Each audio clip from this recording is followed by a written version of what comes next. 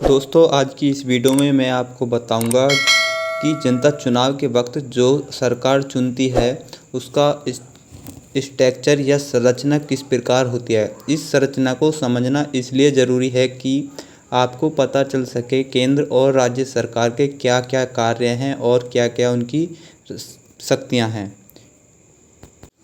1947 में जब हमारा देश आज़ाद हुआ तो सबसे पहले हमारे पास संविधान बनाने की बात आती है, जो स्वतंत्र भारत के बाद भारत में संसदीय व्यवस्था अपनाने के लिए कहा, जिसे हम पार्लियामेंट सिस्टम कहते हैं।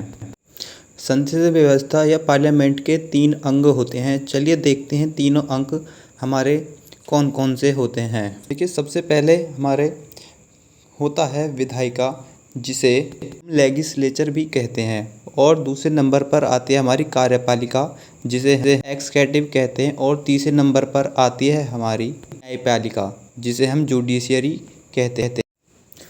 तो ये हमारे 3 भाग होते हैं। चलिए दोस्तों, सबसे पहले समझ लेते हैं विधायिका, न्यायपालिका। तो विधायिका देखिए क्या होती है। विधायिका हमारी विधायिका को सबसे पहले समझेंगे। देखिए, विधायिका को लॉ मेकिंग बॉडी भी कहते हैं। विधायिका का कार्य नए कानून बनाना तथा पुराने कानूनों में बदलना होता है, मतलब कि जो देशवासियों के हित में होता है। जैसे हमें कोई कानून बनाना होता है, वो विधायिका से ही पारित होता है। कहने का मतलब ये है, यदि कोई कानून बनाता है तो वो विधायिका द्वारा ही पारित होता है। चलिए देखते हैं अब कार्यपालिका का क्या कार्य होता है। देखिए, यहाँ पर होता क्या है, जो विधायिका ने कानून बनाया है उसको लागू करना या उस पर कार्य करना हमारा कार्यपालिका का ही कार्य है। ये जो तीसरा पार्ट है हमारा जुडिशियरी, न्यायपालिका, इसका कार्य यह होता है कि न्यायपालिका का कार्य नए कानून को बनाए रखना होता है। इसको ये देखना होता है जो कानून लागू किया है विधायिका के द्वारा, वो ठीक से हो रहा है कि नहीं हो रहा है। अगर इसका पालन ठीक से नहीं हो रहा है तो इसको कोई तोड़ता है तो इसका दंड देने का कार्य न्यायपालिका का होता है। चलिए विधायिका देखिए, सरकारें 2 लेवल्स पर चुने जाते हैं, केंद्र सरकार पूरे देश के लेवल पर चुनी जाती है और राज्य सरकार राज्य के लेवल पर चुनी जाती है। कोई पूरे देश के लिए कानून बनाना होता है तो वो केंद्र सरकार बनाएगी, ठीक है। जैसे फाइनेंशियल बिल आया था 2021 में, ये केंद्र सरकार द्वारा बनाया गया था। यदि कोई राज्य पर बनाना होता है तो राज्य सरकार ही इसका पर ही लागू होता है। देखिए, केंद्र सरकार को हम संसद या पार्लियामेंट कहते हैं, और जो राज्य सरकार द्वारा चुने जाते हैं उसे हम विधानमंडल कहते हैं। देखिए, संसद में कानून बनाने के लिए 2 प्रकार के सदन होते हैं। कौन कौन से? एक लो हाउस और एक अपर हाउस।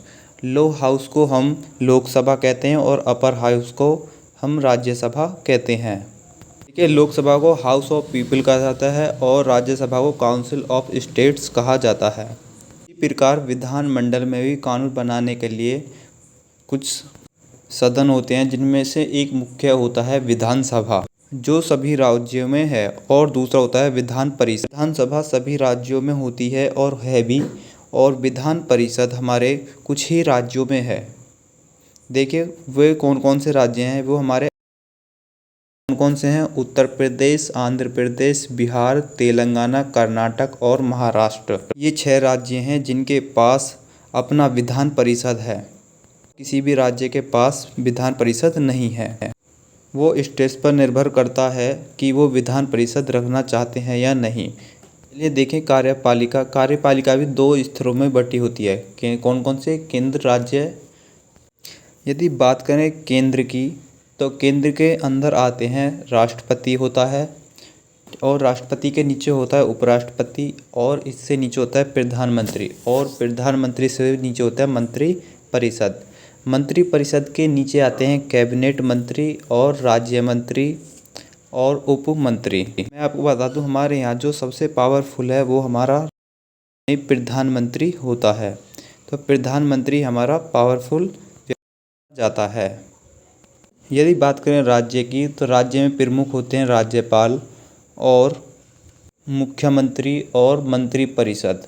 इसका भी मुख्य भाग जो होता है हमारा मुख्यमंत्री को ही माना गया है। जैसे यहाँ पर प्रधानमंत्री था और यहाँ पर मुख्यमंत्री है।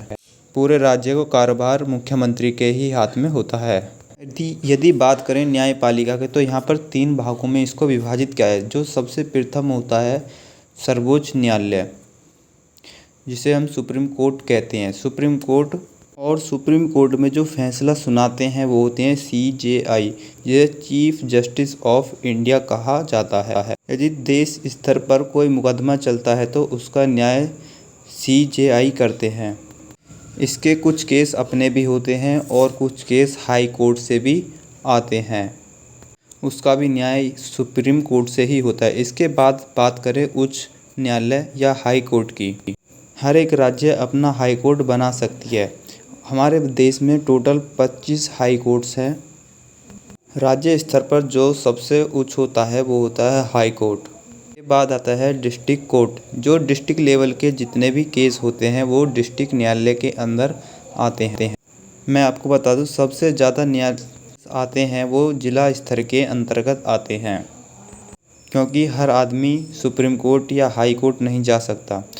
हालांकि अपील कर सकता है। अगर आप यदि जिला स्तर के न्याय से आप खुश नहीं हैं तो हाई कोर्ट में जा सकते हैं।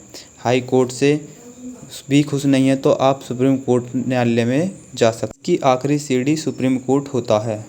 विधायिका और न्यायपालिका किसी केस को लेकर इन दोनों में मतभेद होता है तो निपटारा हमारे राष्ट्रपति द्वारा किया जाता है। तो दोस्तों, ये हो जाते हैं हमारे संविधान के 3 मुख्य भाग।